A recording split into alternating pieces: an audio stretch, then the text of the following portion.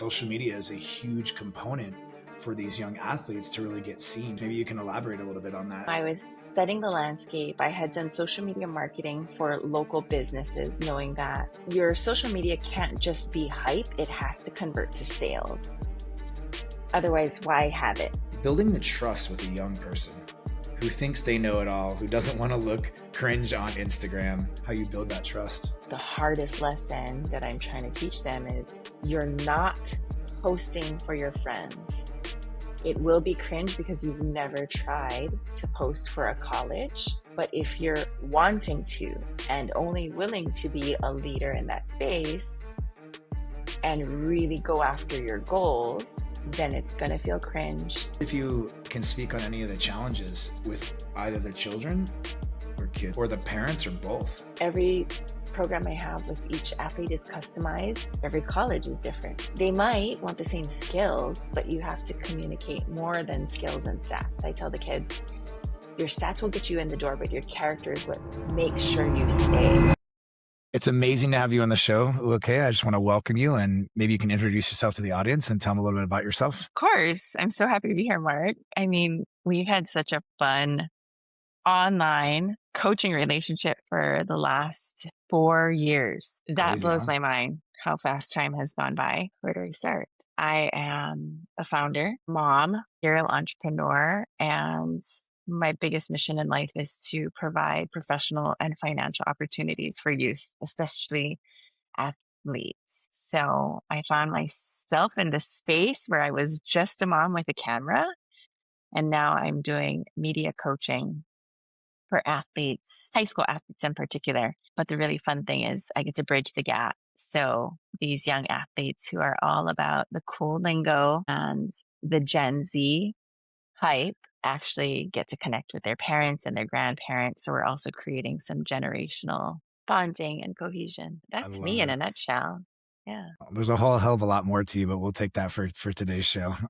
perfect. Thank you for sharing. I just love this because I've known you for long enough now to see how many ventures you've gone on. And the biggest thing that I've noticed is that just that heart-centered part of you. And so I'm sure that this is very fulfilling, being that you're working with children. And, you know, something that people don't really understand that we talked about is that Hawaii is kind of off the grid in the sense that you're not on the mainland, you know, and social media is a huge component for these young athletes to really get seen. And so I'm just curious, maybe you can elaborate a little bit on that and what it looks like working with some of them. For sure. So back in 2022-ish, I was helping my son get into club volleyball, and the coach was very progressive in how he wanted to position the boys so that they could be seen by college recruiters. And I thought, perfect. Cost of living is astronomical in Hawaii, so we'll take any kind of scholarship we can get. And he traveled with the boys to Florida, and he was talking to us about writing letters. And I thought, okay, that's one way. Then my daughter got into competitive volleyball, and her coaches are saying, okay, now you write the emails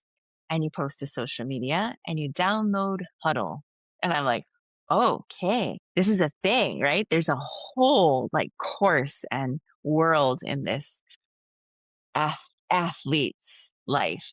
And then, you know, I was studying the landscape. I had done social media marketing for local businesses, knowing that your social media can't just be hype, it has to convert to sales. Otherwise, why have it? Otherwise, why have a business? It's just a hobby, right? And one of the dads I came across, he has a sophomore at Colorado State. And he's like, hey, so you're going to go get a second job? And I was like, no, I don't want a second job just to pay for my kids' college. He's like, then let me in. Let me give you an in on a secret. And I was like, sure, give it to me. He said, if you go hard and all in 1 year for your kids' film and communication and that whole college recruiting process, he's like, you can sit pretty at home and not have to go get a second job. And for me, that's a huge plus because I'm an entrepreneur. I've never been a good 9-to-5er. I've never been the traditional corporate girly. And I know this. So I said, My well, okay, typical manifesting generator. I like it. I Let's just go. cannot. I cannot. So he's like, this is what I did.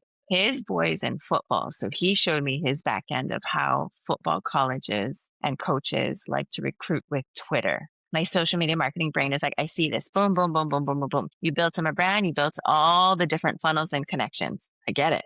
So I'm like, oh, I should try this with volleyball because that's my sport, what my two kids are in.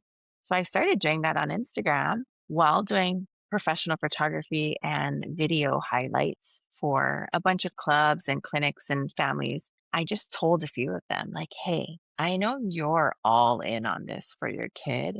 I know you're giving up holidays, they're giving up dinners out, they're giving up so much, and even doing the whole two jobs thing for their kids' athletic career.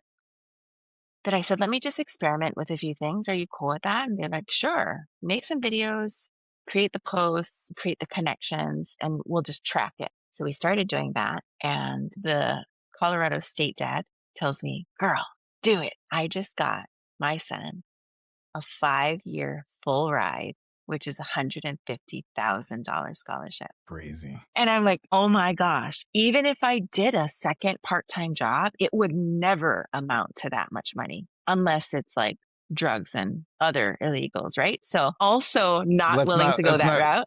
exactly. We like a clean slate here. So I went I went all in on it in the last 5 months, really started to understand, not just look at a college and be like, "Ooh, that'd be great on my resume," but looking at their branding and understanding their ethos, their messaging, and their mission, you can backwards engineer exactly what they're looking for. If you're smart and you're really studying the school as a whole, and then the athletic program that your child wants to get into, you just start communicating like that. And I tell my athletes, it's like finding the right boyfriend.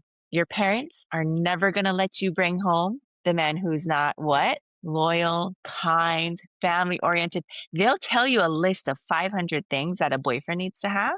They just need to be acclimated to see that through branding and through the lens of what a school wants. And so the hardest lesson that I'm trying to teach them is you're not posting for your friends. It will be cringe because you've never tried to post for a college. But if you're going to just stay at the level where your friends are at, you can post for them all day, every day, do all the trends they do, say all the same things they do. But if you're wanting to and only willing to be a leader in that space and really go after your goals, then it's going to feel cringe, but we're going to do it because only you can determine your scholarship and your acceptability into that college. So, It has to be a huge advantage having that wisdom at such a young age. I mean, mhm, first of all, I think about like, I think some people might look at this and be like, oh, my kid's already got to be a brand, right? And I could see that. But the reality is, if your kid's playing sports, they're already sacrificing most of their childhood. I mean, if they really most. want to be the best and they want to get into a college, they have to make all kinds of sacrifices. And as the world moves today, this is the world we're in. Like this is Mhm, our calling card. It's very mhm. interesting. I'm curious if you can speak on any of the challenges with either the children or kids, I should call them at this point, or the parents or both. I think the biggest requirement that all of my business relationships need, whether it's with the kid or the parent, is now with my media coaching is how much do they trust me? Because branding and marketing and NIL rules can Oh, change on the flip of a dime. yep. Alabama State just went for the yes this week. So all of those kids in Alabama, boom, they're probably thinking of how do I get Nike to sponsor me? How do I get Bose to sponsor me? How do I get my free socks? Like their brains are going crazy, but we all know you can't build a brand overnight. It takes relationships, it takes grit, it takes trust. And for me, I tell the parents I have a curriculum. I'll draw you out. I'll draw you out an entire month's plan with content, expectations, and education. But if something changes, if there is a big fallout in our volleyball community, if there's a big law change with NIL, do you trust me enough to pivot so that your child can stay at the forefront of where we need to be for their brand first and foremost, and then for what they want for their scholarships and their futures. And so every program I have with each athlete is customized. It makes my work harder, but I believe that's what each child deserves. And every college is different. They don't want, GCU and Stanford don't want the same kid. Duke and UCLA don't want the same kid. They might want the same skills, but you have to communicate more than skills and stats. I tell the kids, your stats will get you in the door, but your character is what makes sure you stay. And there's always nuances in that, from working with various clients.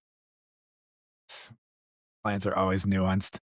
Curious, two questions I had, and we'll start with the first one, which was building the trust with a young person who thinks they know it all, who doesn't want to look cringe on Instagram. I'm just curious I mean, I know your heart. I've known you long enough. You're such a kind, like I can just see these kids melting around you, but maybe there's those kids that are a little difficult. I'm curious how you build that trust. The really fortunate thing I have is because my daughter got us into this volleyball world 3, 4 years ago, I was anti first to them. They have so much free media from me. They have free photo shoots here, hype pictures there. They see me as a mother first and a wife because I sit in those seats all day. I was at the convention center yesterday for 14 hours. My daughter was gone after 12 p.m., but I stayed for my kids and I sit with the parents and I'm a mom, so I know it takes a village to raise a child. So we're not always talking about sports in college. We're talking about how grandma's doing after she, took that fall, or did they fix the boat?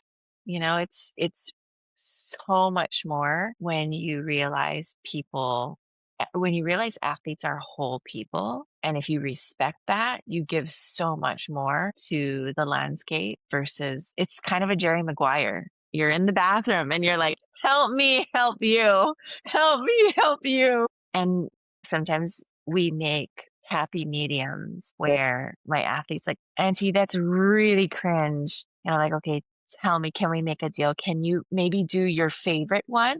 Do your version on your personal page and do my version on your professional page. Are we okay with that deal? Because I also start all of our relationships with them owning their goals. This is not my goal to get into Stanford and Harvard. I'm way past wanting to go to college again. I Right. did my time. I am good. And I understand their goals and how badly they want them. And so everything is intentional. And I say, okay, if we sacrifice this one video, this is going to affect all of these steps. There's a ripple effect. And I said, if we don't do this one thing, June 16th is a big day for volleyball players, and in particular, NCAA registered volleyball players. College coaches can start to talk to them on June 16th in their sophomore year. So I said, if you sacrifice this, we are also sacrificing this. And then they own that. I said, I am working for you. Do you want to sacrifice both? Thing too, it's, do you want to get the result? Like you paid me to do this and I'm working for you, but do you want to get the result? I think it's really beautiful. Something I want to point out. I'm a huge fan of you. I think you're elegant and classy and beautiful and tall. And you have all these feminine qualities of like a woman that any man would want to be a wife or to have a wife.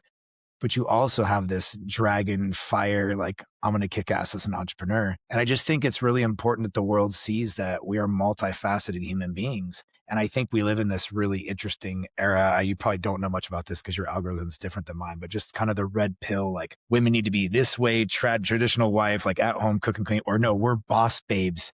And it's like, no, we're humans and we have Humans. so much capacity. And I just think it's beautiful to see somebody that can truly embody both of those qualities at such a high level. And I'm just curious if you can share with the audience, like what that's really like, because there's a lot of noise, okay, right now. I mean, you've got just straight up, I am a traditional wife and I stay at home and I cook and clean and I keep my mouth shut.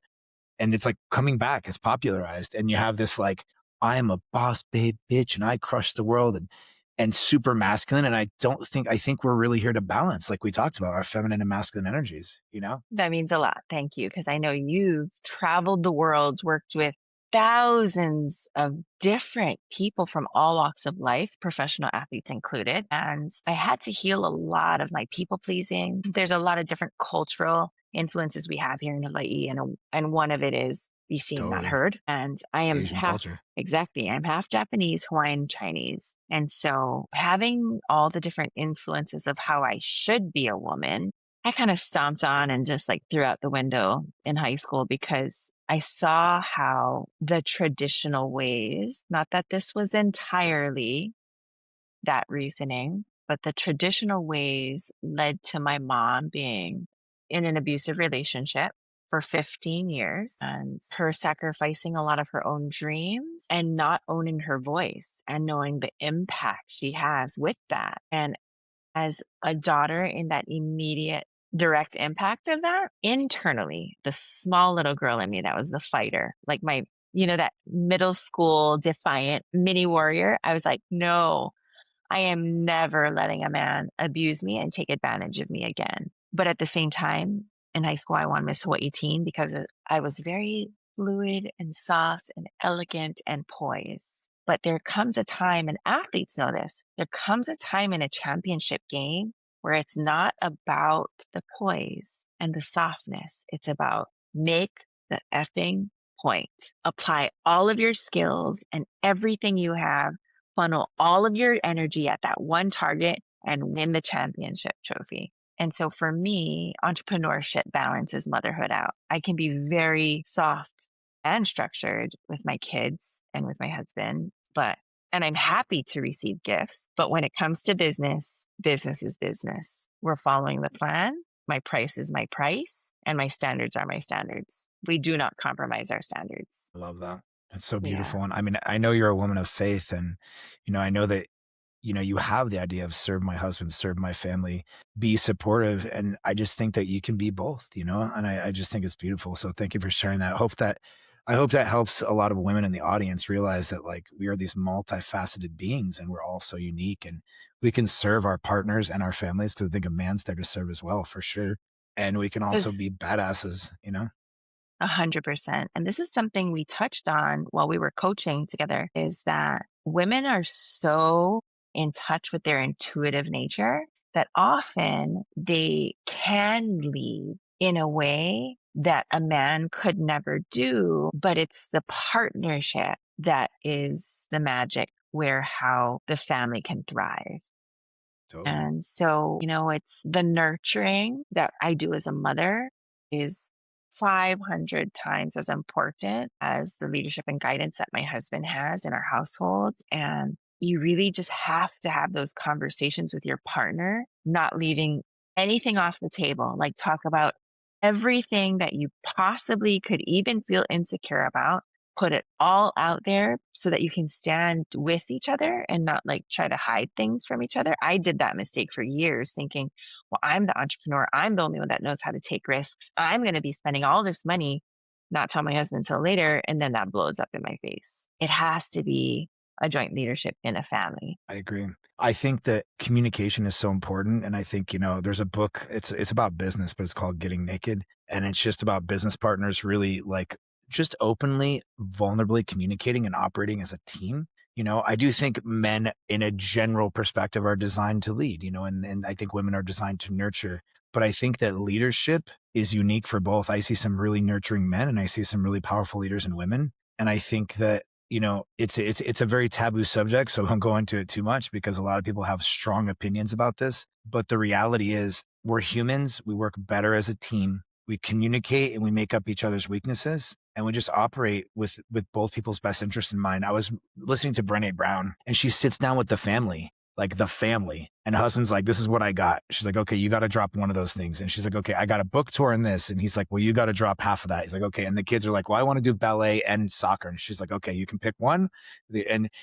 Everyone gets together and they're like, this is what we can actually do as a team. And there's 4 people in that team. And the kids are old enough now that they get to have opinions and views. And I think that when you operate that way, instead of this iron fist, you get so much more collaboration done. And I will admit, just like Brené Brown talks about, it's all about vulnerability, and vulnerability is really hard. And I think that's probably one of the skills that you're really good at, is being vulnerable and open. And I think that's probably why you develop so much trust with the kids. And I just want to share this with you. You have such an awesome skill. And I want you to know that there's going to come a time when you're not going to know these girls at all that you're taking on, or boys, as you keep growing. They're not going to be part of Hawaii. They're not going to be part of the team.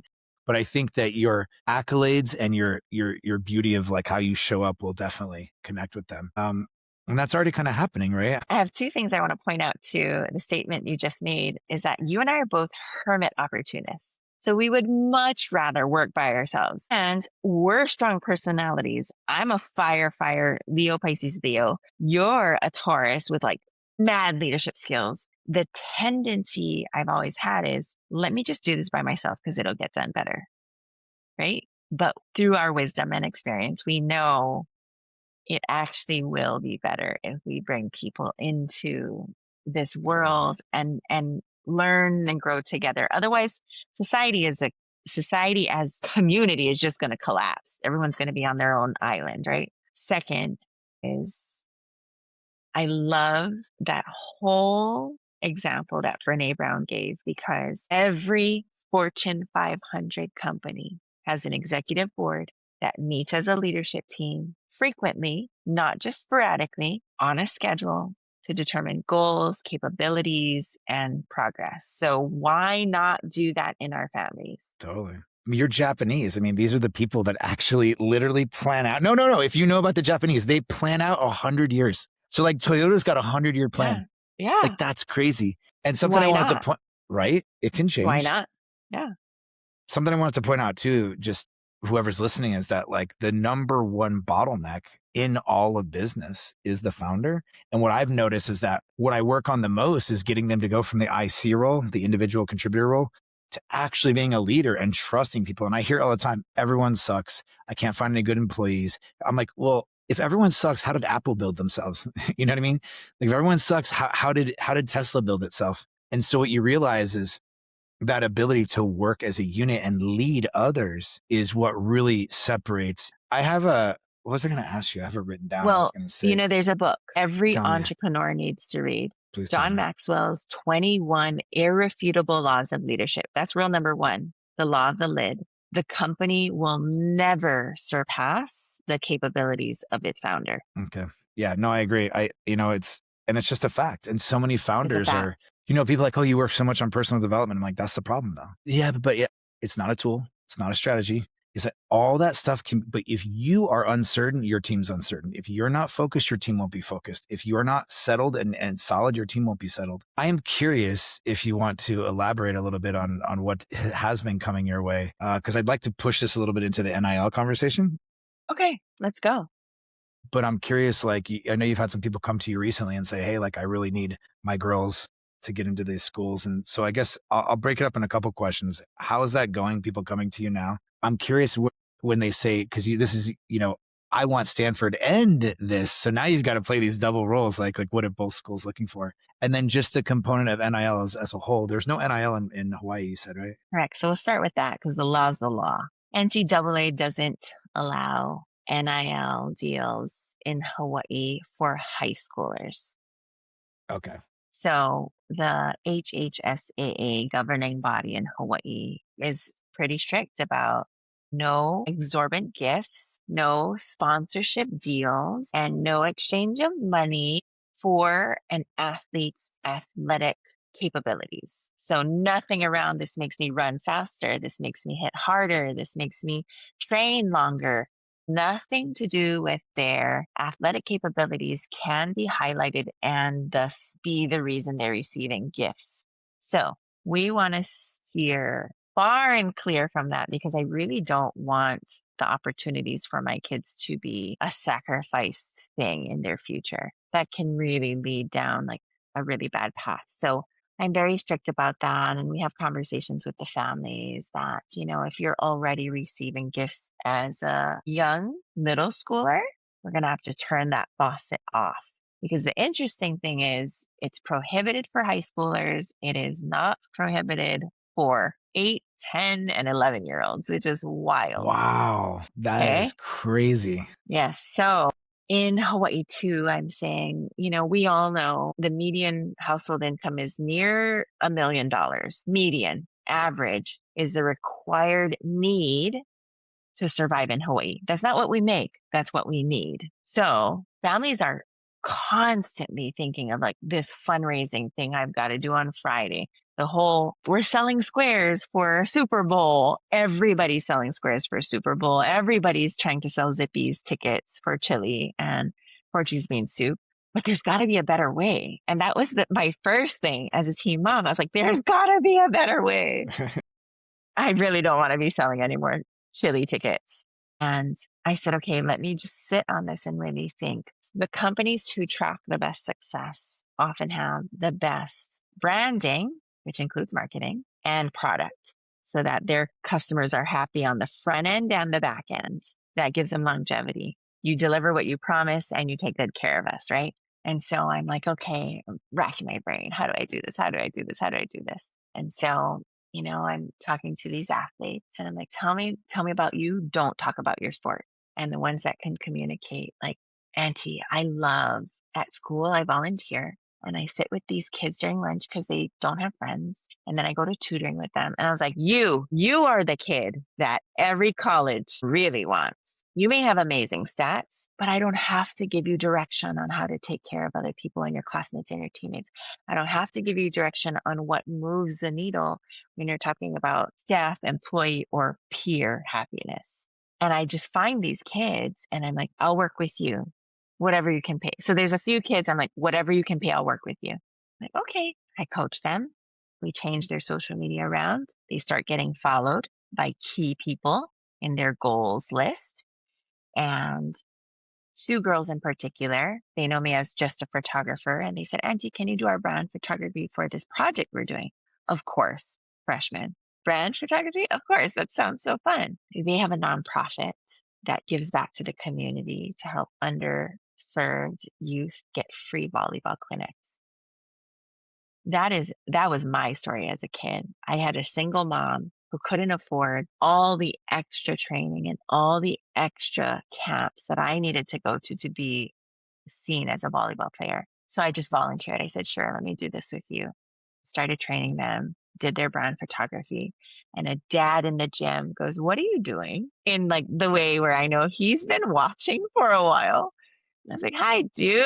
Well, just some brand photography. He goes, but that's not what you're doing over there. And I was like, well, that's social media marketing. He's like, and then what are you doing over there? And I was like, well, coaching. He's like, so you do coaching, social media marketing, and brand photography? And I was like, yeah. And he's like, why? He said, well, some of my kids have big goals. And if you look at it like a business, if you are a business person, you see that every college recruiter is not recruiting on aesthetics or just stats. Every recruiting decision is a business deal. If you're not bringing value to the team with an idea of like how you impact, so we're talking like legacy, how you impact a program, it's an easy no for the college. But if you do show up with, this is the value I bring, I understand that's important to your brand, I can apply that in these areas of my life because I speak on mental health, athletics, family values, giving back to my community. The college is going to say, come to a free clinic. I'll work with you. Come to this camp. I want my coach to see you. It's like dating. Dating is rough. We're not going to go there. But anyway. Yeah, it can be like dating, but it's a lot like business. And so I just tell them, you've got to start thinking like a businesswoman or a businessman. I love that. It's crazy to me that these young women that are teenagers are trying to build nonprofits to help people that are less fortunate than them. I think that is just what the world needs more of. I think another thing too is there's so much negativity out there in the social media and the news, and it's just beautiful to hear things like this. And I think that, as we both know, most of the time it's exasperated. It's really not as bad or as good as everyone makes it out to be. So it's nice to see young ladies that are operating at that capacity. Yeah. One of my thoughts in getting into all of this was I see how much my kids, I see my own kids and their screen time hours. If they're going to be on it, why not just join them? Why not make it the place where they're learning? Why not make it the place where they're thriving? We can complain about it all day, every day, right? Simon Sinek is like, the millennials will always, it's not going anywhere. And the millennials can always complain about the Gen Zers, or we can actually partner with them and make shit happen. 100%. Like, we're not a victim to this, guys. And we created it. We created it. Literally. We invented it. And how many of those millennials are still shopping on TikTok Shop and Instagram Shop anyway? So you can't say it's just the kids' fault. We're contributing to it just as much. And I'm speaking on behalf of the millennials and the Gen. I'm Gen X. I mean, it's definitely, it is a thing now. In the next 10, 20 years, there won't be a person that doesn't even, it's all what it is. So yeah, unless we're all willing to shut all of our accounts off None of us millennials, Gen Xers, and boomers can say that it's just the kids' fault. I agree. I agree. I'm curious, as you start to expand this part of your business, because of the 4 years I've known you, this seems like one of the most, it's a huge opportunity for you. It seems like something you have a lot of passion for. It kind of checks a lot of boxes. And I'm just curious, like, what do you see for the future for yourself? Because I know you've had multiple businesses in the past, but out of all of them that I've seen you do, this one seems like it fits very well. So what's the Yeah. future goals with this? Gosh, that's a loaded question. If we have time, if we have all the time, I mean, I'm happy to explain. I think I've had about 7 careers, and 2 of them you've been directly related to. When I launched High Heart Academy, I enrolled in October and I launched my online coaching with 12 people signed on, 12 amazing clients signed on December 6th. And I think we were all blown away, right? We were all like, what just happened? You crushed it. That's what happened. And when you and G asked me like how I did it, I remember I said I literally followed spirit on this. I prayed so hard because the message that year God had planted in my heart was we need to take care of our brothers and sisters. And my coaching was, it sounded so fluffy and so, I taught people how to love again. And it wasn't about dating. It was all about coming back home to yourself and understanding yourself as a whole being. For women in particular, I only coached women. It was how to understand your cycles in life. So you're not downward spiraling. Instead, you're learning and doing the upward spiral. And I utilize every tool in my toolbox, from owning a sewing school, from teaching preschool, from being a mother, a businesswoman, the craziest and most amazing testimonial. Because my message was once you figure out how to love yourself, everything else falls into place. By year 1, I had a graduate who had broke her 100K ceiling and made over 100K. And Amazing. just this past year, so we're on year 24, my second woman from cohort 1 broke 100K and made 140K in revenue this past year. And Amazing. yeah, it took 4 years, but that's only her pocketbook. What happened to her relationship with her kids? What happened to her marriage?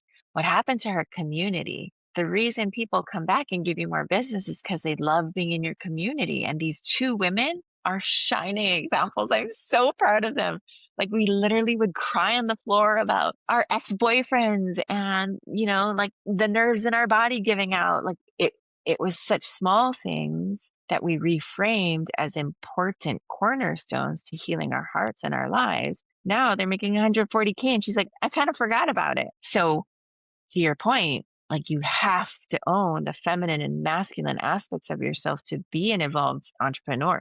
You have to understand it, address all the insecurities. Hopefully you have an amazing partner to help you grow personally while you're doing things professionally. But now in this business, the evolved message God put in my heart was I can't just focus on the mothers. I have to help the youth, because if the youth don't get it, who's going to make our social security policies next generation?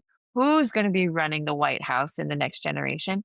Who's going to be making rules on gun control and all these other controversial things? It's our kids. But the only message our kids are getting right now is skibbity toilet Riz. Like, what? I will not let that happen to our future generations. Like, they have to know better than what's cool or cringe. Like, they have to understand these things. So I mean, it's a huge task, but maybe there's a reason why I went into early childhood ed. Maybe there's a reason why I became a mother at 22 and was stressed out of my mind for 10 years, and a reason why I became a stay-at-home mom and an accidental entrepreneur. I believe everything is a breadcrumb to the wisdom that you are going to receive in your life. So you own it and you ride with it, or you play victim to it. I love it. I love it. It reminds me what you just said. Everything's a breadcrumb. I always say the thing that leads to the thing leads to the thing. And I'm just going to say, okay, I think this is your thing. I Thank love it. you. I'm so stoked for you. I'm just Thank super you. stoked for you. Yeah, like classically, you write out the 5-year business plan. So in my case, like if I were being the traditional entrepreneur, I would say by end year 1, I want Oakley to sponsor me.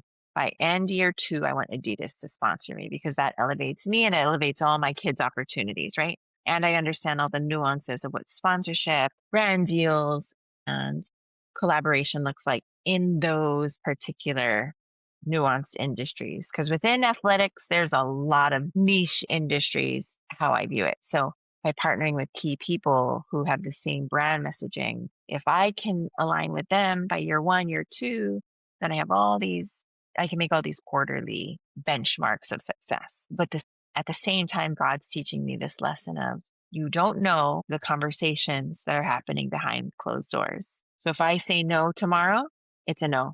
And I'm like, okay, God, there's a post right now that's a lot of entrepreneurs and mindset creators, right? Dot, dot, dot. But with me this time, signed God. I could build 20 other businesses and have fun in it. I could make money with it, but I would much rather in this season of life partner with God and know that He is the ultimate maximizer of my time, my energy, my impact, and time, money, and impact for my clients too. And when He knows we're done, we're done. Prune it. When He says go, we go. It takes a lot of faith. I love My it. gosh, constantly praying. I know. I know. That's beautiful. I appreciate you sharing. I just want to kind of wrap it up with something I think is really important, and is that this is a big deal, okay, for almost every parent who cares about their kids and is somewhat on point with their lives. What advice or wisdom do you have for the parents? Because we've got parents trying to get their kids into Harvard, Cambridge, Stanford, Oxford. We got kids just trying to get their parents trying to get their kids into just a regular school. It's not always even athletics. I'm just curious if you have any wisdom for them or what you think they Sure, should be focusing for on. sure. I think there's two things I really want to stress with all parents who have strong willed and big goaled athletes. One, teach them leadership skills and the plethora of skills that fall under that umbrella. But you can start by letting them own parts of their routine and their life, giving them a voice, holding family meetings so that they own their schedule for the week. That was one thing I needed to do with my kids. I said, stop. You're not going to drag me around to 3 different tryouts, 3 different workouts, and then tell me, oh, mom, by the way, I want to go to the arcade tonight. No, that drives a mother crazy. Okay. You're going to own your request, the responsibility around it to fulfill it, and the consequence of if it doesn't happen, or if it does happen, great. I celebrate you. So we started doing family Sunday meetings, and every Sunday, everyone has to report their schedule, their budget, their relationship updates. It's a business meeting on Sundays at 8 p.m. And if they don't show up, they don't get to do what they want to do. Sorry, I got lots to do. If you didn't make a choice, it's okay. You have next Sunday to try again. So teach your kids leadership skills. And two, remember they're whole people. Like if your 40-hour week was just full of meetings, what do you want to shoot yourself? So like Especially as a kid. lean into your kid. If you know they love the beach and haven't gone in 2 weeks, surprise them with a beach outing. Like let them frolic and be silly and be wild and be ratchet if they need to for 2 hours. Like that's only 2% of their day. Wait, do the math better, Kia. 15 minutes is 1%. Don't worry about it. It's We get the 8% of their point. day. It's Yeah, all just good. let them be goofy. If they're 12, they should be running amok, getting wild, like for 2 hours a week. Let them be kids because the world will forever tell them to grow up better. Like, let them be kids while they're kids under your protection. Yeah, that's it. Beautiful wisdom. Thank you so much. I appreciate you. My pleasure. Is there anything you want to share that's coming up next? And can you also share where we can find you? For sure. As an advocate for all the kids in Hawaii, we are 4 inches shorter, 4 hours farther away from all the recruiters that need to see them. So I'm just going to pitch it now. If you want a strong, cultured, family oriented athlete from the most beautiful state, I'm going to say it, the most beautiful state in our United States of America, then you need to bring one of our Hawaii athletes to your camp and just get to know their families. GCU does an amazing, and maybe there's a lot of other colleges, but I've been working with Grand Canyon University in the last 2 weeks, and they do an amazing bring one parent and one athlete for a week. They build them like a mock program schedule, and the kid goes to the classes. They stay on campus in a dorm, and the families and the kids get to experience it, because we all know experiential learning is 5 times better than all the other methods of learning. But they actually feel it, they experience it. And then, our kids come in with everything they have, which is amazing. And that's what I want for more Hawaii kids. So Recruiters, call me. I'll help connect you with, programs and people. But really, we need to elevate our kids with the leadership skills so that they don't start fighting each other. There's too much animosity and violence in the world. And if we don't teach the kids to own their insecurities and communicate well through them, we're just going to create mini wars everywhere. And that's not what we want. We don't want Agreed. shouting of slurs and, unnecessary things across the net or across the field. We don't need parents to keep fighting on the sideline. Like, grow up, parents. Okay. Our kids, we can't expect more of our kids if we're not doing the same. So, I love that radical responsibility. radical responsibility. Yeah. Find Tell me me, on tell me where. Instagram.